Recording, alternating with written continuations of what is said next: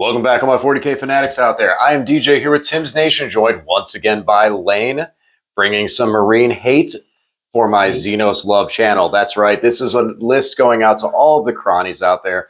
My Canoptek Harvest, the awakening has begun. I don't think this will be my final value, but this is the beginning of the return of the Canoptek Harvest. The beginning of the return. Yeah, I was thinking that too. That does sound crazy. It's like the beginning of the return of the revival of the resurrection. Just in case you don't win. They haven't returned yet, guys. It's No. return. This is the beginning of it. And It is definitely the beginning of it because I will be bringing every single Games Workshop index-based plastic Canoptek unit. And I emphasize that because I'm not bringing any of the Forge World guys because they are tough. They are expensive. Yeah.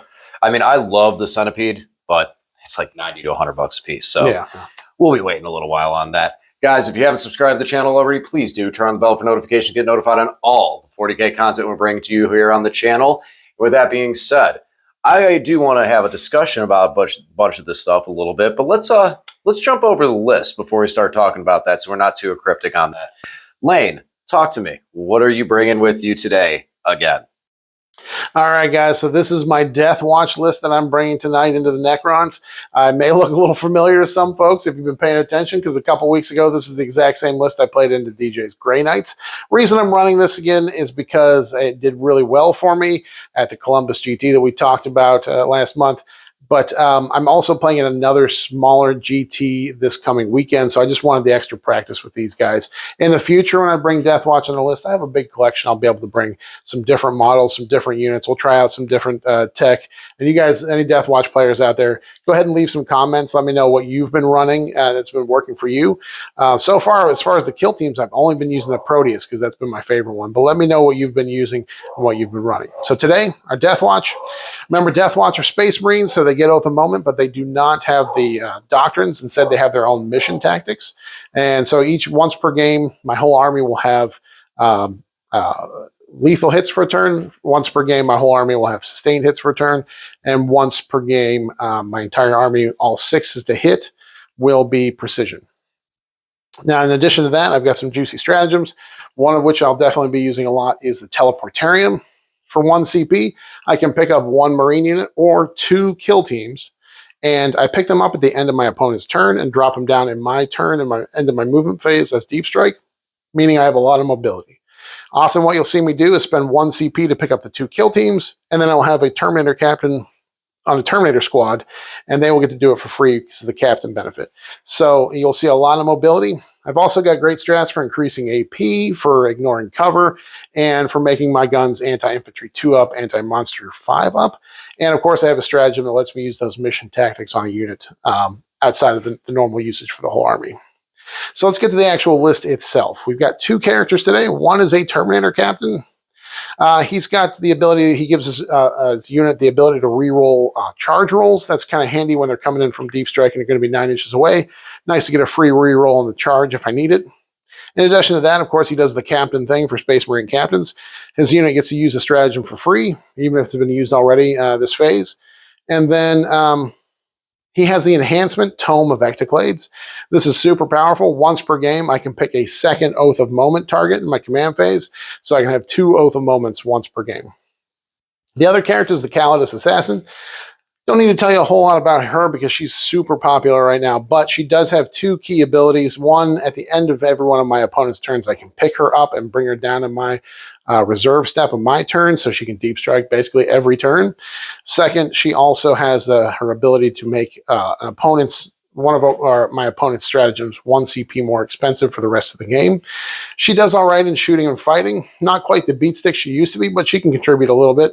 And she's also lone operative, so my opponent will not be able to shoot her outside of 12 inches.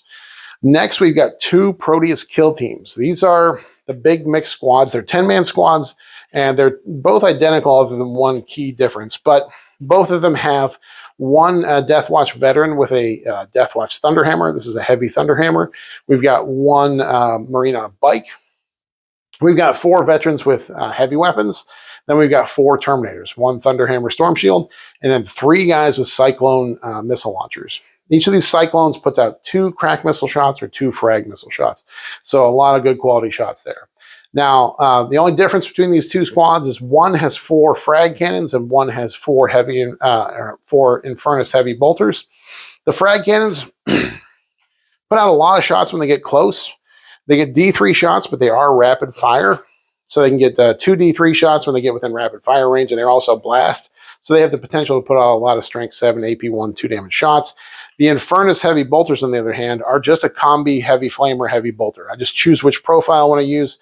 I can either use them as heavy flamers or as heavy bolters if I need that extra range. The special rule for the Proteus kill teams is that anytime they target a unit that is half strength or above, they actually get +1 to hit, shooting and fighting. So they're very efficient with their attacks. Next, we've got 2 Terminator squads. These are DeathWatch Terminator squads specifically. They cost 5 points more than a regular Space Marine Terminator squad, but they can take 3 heavy weapons in a 5-man unit. So each of these squads has 3 Cyclone missile launchers and then 2 guys with Thunderhammer storm shields.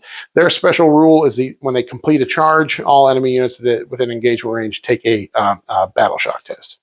Then we've got 2 3-man Plasma Scepter squads. Their special rule is that they can deep strike, and they can deep strike just outside of 3 inches. So they can get real close to steal objectives, score primaries and secondaries, and they shoot pretty well too with their twin-link plasma guns. Next, we've got 2 Whirlwinds. Whirlwinds have great range and strength of this edition. 10th edition Whirlwinds, their Whirlwind launcher has a 72-inch range, so basically the whole table. It's D6 plus 3 shots blast, so it can get a good number of shots. And it's strength 8, AP2, 2 damage. They also each have a Hunter Killer Missile, which is handy. It's very efficient in this edition. And their special rule is after they hit an infantry unit, that infantry unit has to take a battle shock test. And finally, we've got 1 Hailstrike Storm Speeder. This guy has a bunch of little small piddly shots. He can deep strike, which is useful for getting him into good locations on objectives, scoring primaries and secondaries. But his special rule is that after he shoots, you choose one enemy unit that was hit by one of his shots, and the rest of the army gets extra AP in it. It just means all my weapons get extra AP and some good juicy targets. That is my Death Watch today. DJ, tell me what I'm going to be destroying. Well. I don't know how much destroying you'll actually be doing, because here is the Canoptek Harvest. Oh, I'll destroy a lot, DJ. You're just going to bring it all back. Fair. I was about to say, chock full of reanimation and reanimation galore.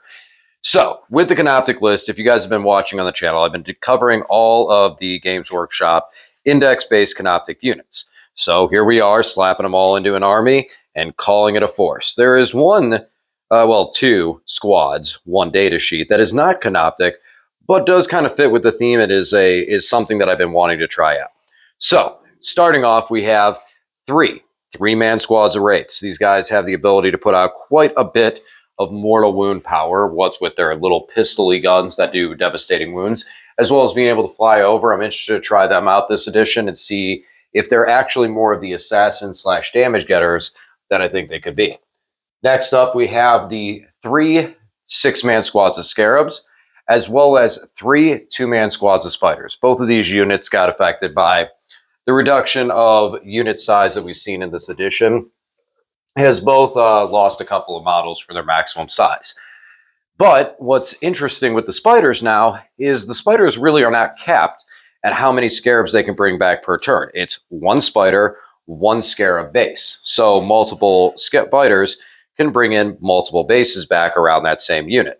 So if Lane leaves me with 1 base for a unit, there is a very, very, very good chance that I will be bringing back all of that unit the next turn. The Spiders also give me some feel no pain buffs for mortal wounds, but psychic attacks, as well as being able to give feel no pain to my vehicles, a la Doomstalkers, and generally are just really, really beefy units. So I'm looking forward to seeing the 6 of them, because I should be able to get like 1 or 2 units to be a little more functional and do stuff over the course of the game. Scarabs worry me. They got hit pretty bad in this edition with what they could do, and not being able to have a 5-up invuln as we used to be able to have on them might be a little bit of rough into many matchups, but we'll see how that goes. Moving over, since I just talked about them, moving over into the Doomstalkers. Yes, we have 3 Canoptek Doomstalkers. These are guys that I absolutely adore. I love these guys. They have great damage output, great guns, all for a low cost of 125 points.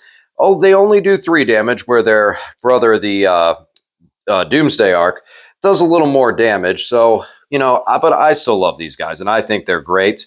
These are the ones I'll be running most of the edition once I get them painted up. So hopefully they'll give me some success today. And the last of the actual Canoptek units is the Canoptek Reanimator, pretty much an auto-include in a Necron army. Today we'll be bringing 2 of them because I'm going to definitely need reanimation effects going over here because I don't have a lot of guns. I mean, I got some speed, but I don't have a lot of guns, so I'm going to need that reanimation effect to stick around and be around for the majority of the game. Now, over into the non-Canoptek units, I will have 2 5-man squads of Lich Guard. And here's my thought behind this. We've seen Lich Guard do extremely well this edition. In 10-man bricks, they're darn near impossible to kill. So we see them all the time. However, for me, I just want to protect the Technomancer for the course of the game. So my thought is, what if it's hard to kill Lich Guard when you can see them? How difficult is it going to be to take Lich Guard out when they're dug in defensively? And that's kind of my thought. I am coming with Crypto Thralls in each of the units, and one of the Technomancers will have Veil of Darkness, so I'm able to keep that Canoptek control node equipped moving across the field.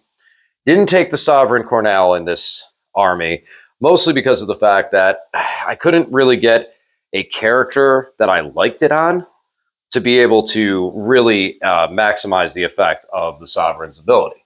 So that is my beginnings of the Canoptek Harvest. And yeah, that's what I'm bringing today. All right, so that's what I'm looking at for Necrons. And it's a bunch of things you haven't even seen this edition yet. Yeah, not in 10th edition. Haven't seen the Wraiths. Haven't seen really the Spiders. I mean, you saw one, but I was floating them around the backfield doing spider-like things. And Scarabs, I think I threw them out there one time. And that was about it. Like, or maybe our first game, but nothing where I think I beat you 7-5. Oh, yeah, that high-scoring game. Yes. Oh, yeah. God, you just got to remind that one.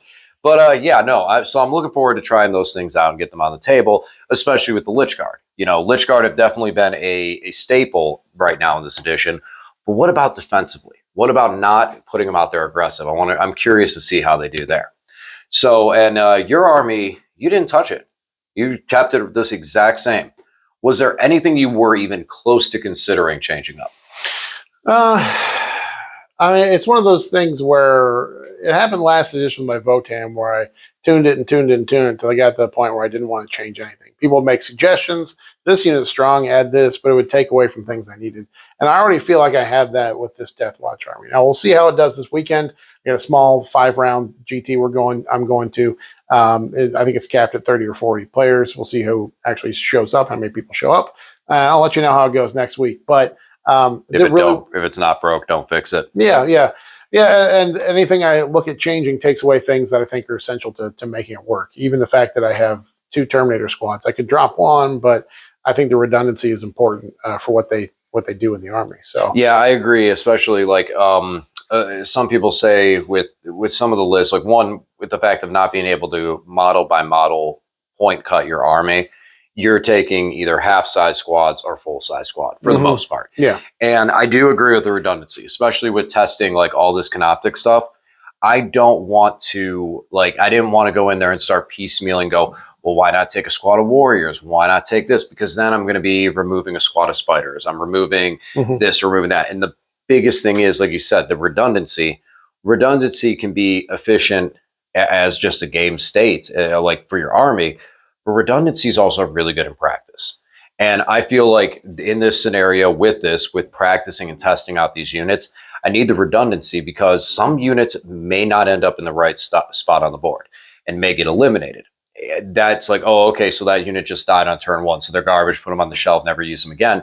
But then I don't get to see where it wasn't the unit. I made the play mistake and I needed to do something different in order to make them efficient and make them work across the table. So, yeah. And 10th edition is an extremely swingy edition. You really won't get an idea for how something works if you take one minimum squad. Because a lot of times you need the averages of having more units, more squads, higher model counts in those squads to get an idea of how it works. Because there are so many things that proc on 6s or whatever it may be. It's really hard to tell from a single minimum squad. Right. You definitely need that to see how it works overall. Right. And like a buddy of mine like to say, there are some exceptions, but the exception doesn't dictate the rule. And yes, there are exceptions where we have like the single squad of infiltrators because you just want that 5-man to sit in on a spot and zone out. That's it. That's all they do. So there are some exceptions, but again, the exception doesn't really dictate the rule. That especially when you're testing something out, overload it, overcommit. You're not playing in a tournament. You want to see how something works. Try it full tilt, and then come back to it and go, okay, I may have lost the game, but here's what I learned. So, and also as well for other Necron players, all my cronies out there, hopefully this will give us some data and some information on some of these units to see what we can do moving forward. Because, once September hits, we're going to be looking at some changes. And if there's some changes that happen in Necrons, we're going to need to start looking at, okay, well, what else can we do? What else can we use? And being that we are Xenos armies are more inclusive, where what we can do well and how our army plays is not going to be reflected. For example, like DeathWatch, you might be able to look at some stuff that Marines do, like Ultramarines and stuff like that. An example I'd say is what we've discussed is Oath of Moments. You've seen it from both sides of it, that Marines with Oath of Moment just end things. And it's a very, very valuable thing. You're able to apply that with DeathWatch by being able to go, hey, guess what? I'm going to take 2 things and put Oath of Moment on 2 things. It definitely works in the opposite. When Marines are shooting into something or fighting something that doesn't have Oath of Moment, their efficiency goes way down. It really does. Change. It really, really does. All right. Well, I invited our friend of yours here today. And as we said, the table is even, so you know the roll. Odd or even? Even! Yay! It's mine. This is coming home with me. This is mine now. I'm at the 4. Lane has won a roll off. Do you wish to be the attacker or the defender? Just attacker, I guess. You don't know what I don't know what to do. Attack. I'm so inexperienced to pull the Ricky Bobby. I'm not quite sure what to do with my hands. I'm going to have you drop first. You want me to drop first? Yeah, all right, guys. We'll be back after deployment. All right. We are deployed. Lane, why don't you take a minute and talk to us about the mission and everything we're going to be doing today? Today, our deployment is Hammer and Anvil. This is your least favorite deployment when you're playing at an event because all the tables are smushed together and it's hard to get around them. But we have our own little table here today, so it's easy for us to walk around the board. Yay. Next, our mission rule is sweep and clear. Everything is sticky objectives. So basically, if you hold any objective through your command phase, at that point, you can move off of it and still control it until an enemy model gets onto it. And then the mission is Sites of Power. This is the one where you get 3 points for each objective you control in your command phase. However, if you control any objectives outside your deployment zone with a character's on the objective, you get an extra 3 points. They have some language here about empowering it. Basically, hold objectives with characters, get extra points. So it's 3 points per objective, an extra 3 points for each one outside your deployment zone that has a character on it. Excellent. All right, so now we'll go over our deployments. So for the Necrons, this is the first time I'm deploying this, so there's a bunch of things I'm trying. So I got the Doomstalkers, putting down a decent lane, so Lane really would have to come out far. If he goes first, he's really going to have to come out far to dedicate and get onto, to be able to get any line of sight onto the Doomstalkers. Actually, I don't even think from where he is, he'd have that great of any. I see one spot. I won't see one spot now. It depends, DJ. If you go first, I can teleport. Turn 1. Correct. But in the sense of you going first, I just don't want to be completely stuck back because a lot of my vehicles do not, a lot of my units do not have the ability to really move through terrain. So I do need to be able to be in a position where I can start moving and getting out there and make my way across the field. So in the lieu of Lane going first, I'm not in a terrible position and shouldn't be able to take too much damage if he tries to move out and shoot at me, and it's going to present some threats myself. Wraith's position to be able to jump out there. Wraiths are beasts, so they are able to go directly through the runes. And we have the Reanimators both double up on this side, and we're going to try and play off of that angle and see how things go. I do have a Veil on a Technomancer, the one over here, so I'm able to pick up and move and change how I do things as things go on. Lane's army is also able to really pick up and change how things are going on, so I just want to make sure that whenever he hits me, I'm able to have the resources to be able to pull back, bounce back into this, and try to hit him, tie him up, and at least bog him down for the duration of the game, or at least durations on points, especially with like things like scarabs being able to reduce objective control value. These scarabs back here are just helping me to zone out some of the deep strikes, so he's not able to just drop into my backfield and toast everything that I don't want him to toast super early. So that really is it for me on my deployment. Lane, let's talk about your deployment. If you could just clarify for me, the reanimators, their abilities don't stack, right? Correct. Okay. All right, cool. So half my army is in deep strike because that's the way this army works for me. On the table, we have 2 kill teams, 1 in each building, and we've got 2 whirlwinds, 1 behind each building, and then we've got the sneaky little lady here, the Calidus Assassin. She has lone operative, so she can stand out in the open and not get shot unless somebody's within 12 inches of her. That's it. Ideally, if DJ goes first, then I can teleport turn 1. Otherwise, if I go first, I still have some things I can do. I can shoot a few units, but we'll see what happens. Just not quite as efficiently as you would like. Yeah, and that's what I was kind of hoping for. I don't want to completely hide behind the walls because then it's really going to bog me down going into my turn. Since I'm going to be using fly effects, which are not as strong as they once were. So, with that being said, it sounds like you would prefer going second. Sure. Yeah, I kind of would prefer going second as well too. So let's see how this goes. Oh, and it looks like it will be you going first, Mr. That's Lane. right. DeathWatch first. We'll be back after Lane makes his movement phase. All right, my turn 1 secondaries. We have overwhelming force. That's just kill something that's on an objective. And deploy teleport homers. That's just do something that I'm not going to do this turn. So...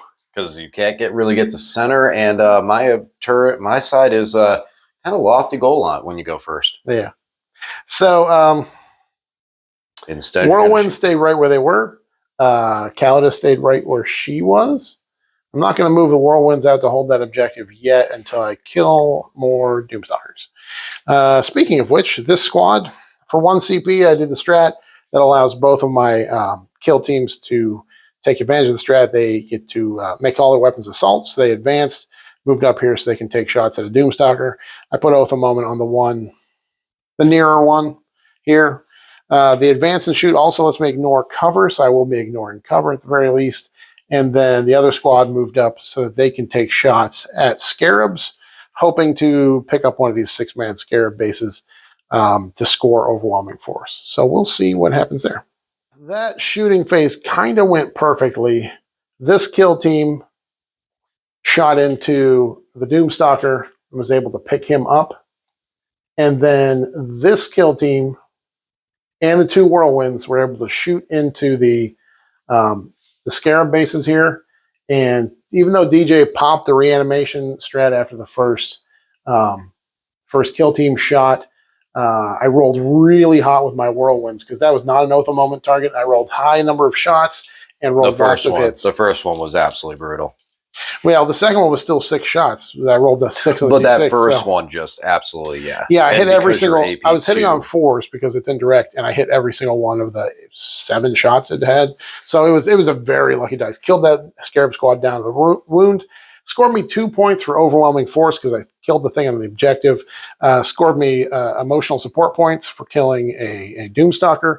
And then that's it. So just 3 on secondaries this turn. I am discarding Deploy Teleport Homer to give me an extra CP. I am out there on an objective, so DJ has the ability to strike back at me, put some hurt into me. Let's see what he decides to do in his turn. All right, there's no point in hiding because Elaine's just going to keep bouncing in and shooting at my guys. So I got to bring the fight to him. So we're bringing the Wraiths out. We're going to need a 10-inch charge to charge into his kill teams there. I'm assuming that even with my shooting, I'm going to leave enough alive that I'll be able to still attempt those charges. Very unlikely, but hey, gotta try it. My Wraiths have those particle pistols, so we'll see what they can do. Brought the spiders up top. Yes, they are actually on top of the building today. So are they. And these guys are going to put some shots ahead. I think that this is going to be the kill team we're going to try and do most of the damage to right now. I don't want to like separate and try and spray out too much, so that's where we're going to go. And yeah, we got the Doomstalkers back here that can also shoot him. Now, one of the things that I am set up in position for, though, is if Lane decides to Armor of Contempt that kill team, I can change my mind and just go over here and start. DJ's trying to bait me into Armor of Contempt is like, I promised, Lane, I'm going to shoot everything at this unit, so you should definitely Armor of Contempt there. But I am in position, so I can switch it up and end up putting my 3 damage over there and start picking these guys up. My Lich Guard are going to be looking at a 9 they're going to need on that charge to make it in, but hey, it's worth the shot over there. So, all right, guys, fingers crossed. Here comes the pain. All right, so my shooting phase was a little interesting. Lane got to see that, hey, Necrons can do devastating wounds too. And it wasn't too bad. Now, granted, I didn't. I mean, you got to roll 6s. You know, you got to roll 6s for devastating wounds to hit. But I was able to reduce the squad down. There's no one hiding in the back still, is there? No. So you got these 5 guys left over here. So that was nice. But then the race were not able to capitalize on the 10-inch charge, which was expected. And then the Doomstalkers, they continued. The reason that squad got hit so hard was both the Doomstalkers shot at them. Lane did Armor of Contempt to try to save a couple of guys, and it did help. The Armor of Contempt is such a strong stratagem in every single army.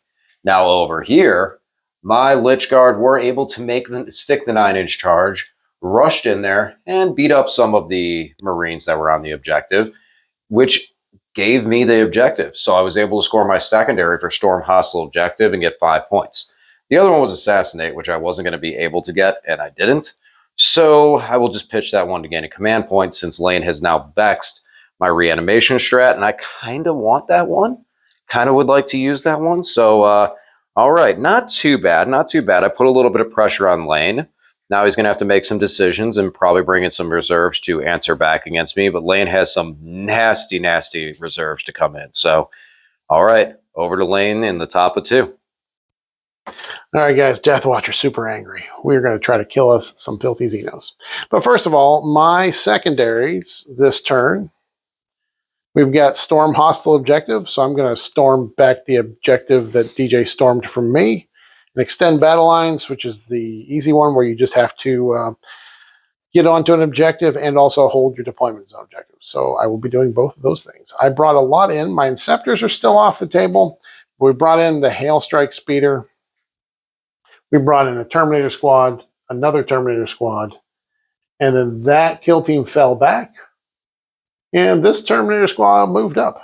The Whirlwinds both kind of peeked out a little bit, so they have line of sight on some of these Wraiths. I'm going to try and kill a bunch of Wraiths. I put double Oath of Moment this turn. I use my enhancement Tome of Eclades, so each of these 3-man Wraith squads is oathed. So I'm going to try to erase a bunch of Wraiths. I'm going to try to kill... We're going to see what happens here, guys. I'm going to try to kill the Lich Guard without having Oath of Moment on them. We'll see how that goes. One thing I also want to say beforehand, I had told Lane when I was moving the guys, I was going to move these up forward.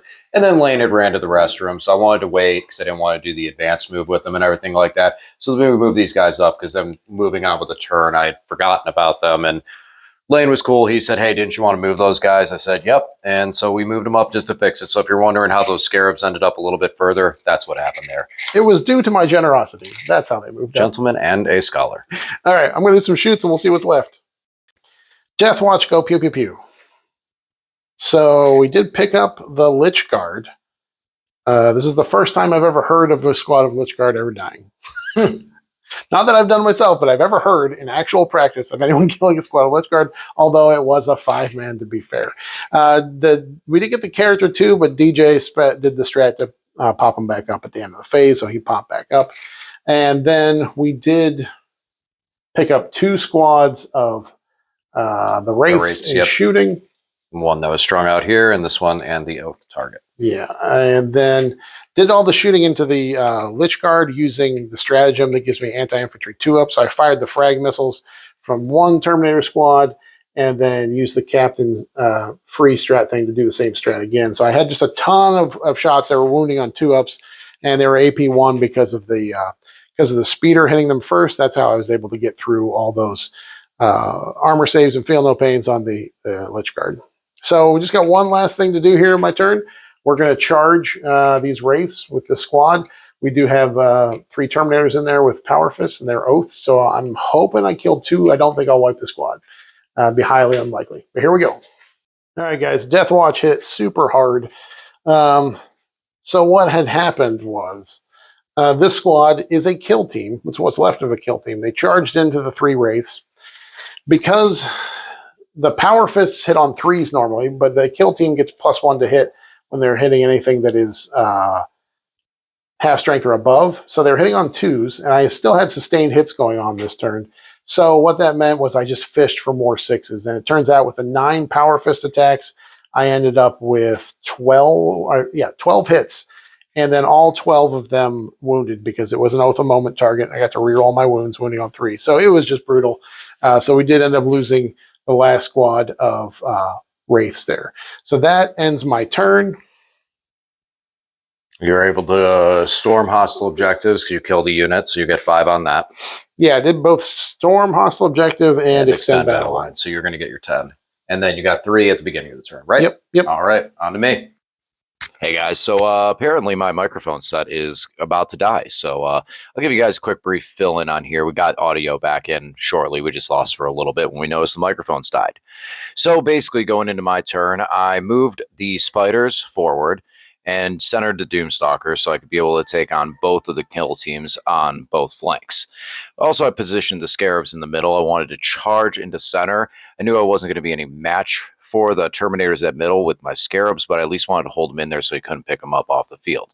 So with 2 spiders on both sides, I was able to pick up the first squad of the kill team, as well as reduce the other kill team down to 1 wound with help from a single Doomstalker shooting into each one. So the only thing left to do was to try and pick up the charges. Again, I wanted the Canoptek Scarabs to hold the Terminators at middle just so he couldn't pick them up and get them off the board, and hopefully charge that Terminator, which we did, killing him and taking the objective marker. Charged in the middle and blew up 2 of these Scarabs to be able to do some mortal wound damage. Terminators turned around and just completely wrecked one of my Scarab squads, unsurprisingly. And yeah, I was able to move the Canoptek Reanimator on the other flank onto the objective marker, just in case I did happen to gun everything down. And, well, it was a good thing that I did, because, like I said, the spiders and the other Doomstalker were able to pick up the other kill team. So this put us in a real good position with the Necrons to be able to hold the Terminators at the center so I could bring other units like the Lich Guard and the spiders over there to be able to take them off the table, since if they just start running around the field, I'm going to be in a lot of trouble.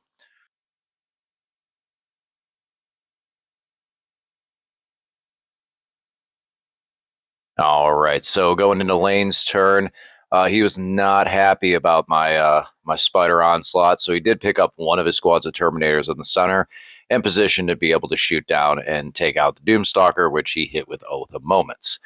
He also, yep, there you can see right there, he put the Oath of Moments on that Doomstalker. Then he also brought in his Plasma Inceptors to try to take out those spiders, as well as the other second squad of Plasma to take out the character. He did have Assassinate this round, so that character, he wanted him dead. He already stood up once, and I popped the Veil at the end of his turn so I could get him into a better position on my turn to be able to give the Canoptek control no buff.